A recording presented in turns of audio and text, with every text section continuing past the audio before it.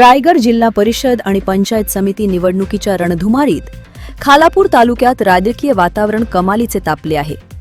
Rashtrawadi Congress party, Ajit Pawar गट आणि शिवसेना भाजप महायुती यांच्यात प्रतिष्ठेची लढाई पाहायला मिळत असून 2017 मध्ये जिंकलेल्या जागा राखताना राष्ट्रवादीची मोठी कसोटी लागणार असल्याचे चित्र दिसत आहे. नमस्कार. जिल्हा परिषद पंचायत समिती निवडणुकीच्या मतदानाला अवघे 5 दिवस शिल्लक राहिलेत. खालापूर तालुक्यात देखील प्रचाराचा रंग जोरदार चढला आहे.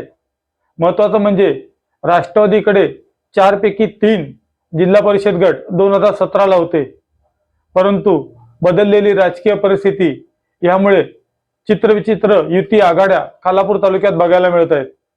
परिवर्तन आघाडी स्थापन झालेली आहे. परिवर्तन आघाडीत राष्ट्रवादी काँग्रेस, शेतकरी कामगार पक्ष आणि ठाकरे सेना त्यांच्या विरोधात शिंदे शिवसेना आणि भाजप अशी लढत आहे. या लढतीमध्ये खरं पाहिलं तर ठाकरे सेना आणि शेतकरी कामगार पक्ष यांच्याही अस्तित्वाची लढाई म्हणून पाहिले जात आहे. कारण या निवडणुकीनंतर या पक्षाला तालुक्यात किती जागा मिळत आहेत, त्यांची मताची टक्केवारी किती आहे हे स्पष्ट होणार आहे.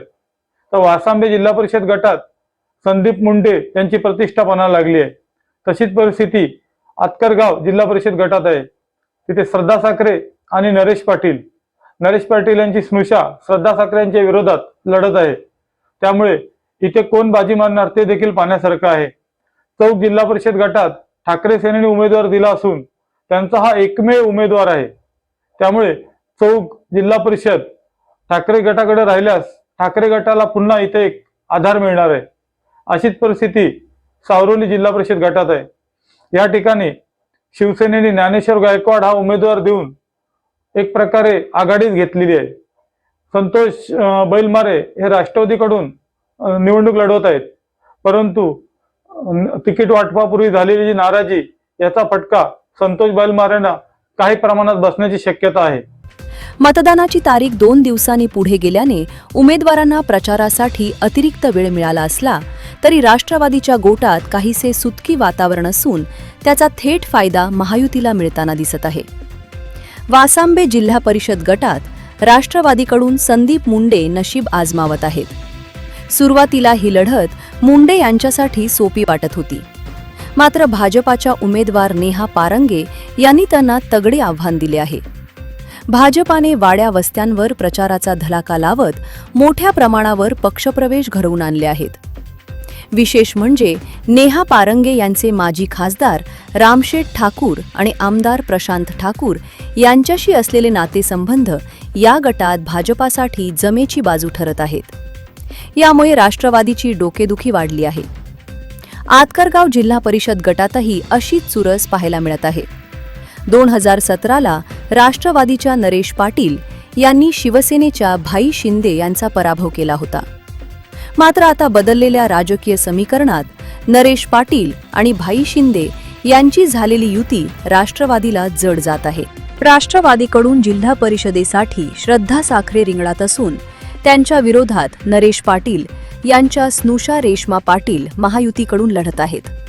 श्रद्धा साखरे यांनी प्रचारात आघाडी घेतली असली तरी अखेरच्या टप्प्यात या गटात सुरू झालेले मराठा विरुद्ध ओबीसी राजकारण निकालाची दिशा बदलू शकते.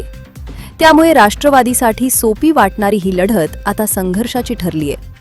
निवडणुकीच्या ऐन टप्प्यात मतदारांना आकर्षित करण्यासाठी सर्वच पक्षांकडून मोठी उधळण सुरू आहे. सध्या क्रिकेट स्पर्धेचा हंगाम असल्यानं खेळाडूंना आणि मंडळांना रसद पुरवली जात आहे. काही वाड्या वस्त्यांवर घरोघरी पाण्याचे फिल्टर पोचवण्यात आले आहेत, तर काही ठिकाणी रखडलेली विकास कामे अचानक वेगाने सुरू झाल्याचे पाहायला मिळत आहे. 25 वर्ष शिवसेनेच्या ताब्यात असलेला हा तालुका 2017 मध्ये राष्ट्रवादीनं खेचून आणला होता. 4 पैकी 3 जिल्हा परिषद गट आणि 5 पंचायत समिती जागा जिंकत राष्ट्रवादीनं आपले वर्चस्व सिद्ध केले होते. मात्र यंदा महायुतीनं लावलेला जोर आणि अंतर्गत नाराजी यामुळे राष्ट्रवादी आपला गड राखणार की महायुती सत्तांतर घडवणार हे पाहणे औत्सुक्याचे ठरेल. जनोदयकरिता कॅमेरामन दीपक जगतापसह मनोज कळमकर, खालापूर.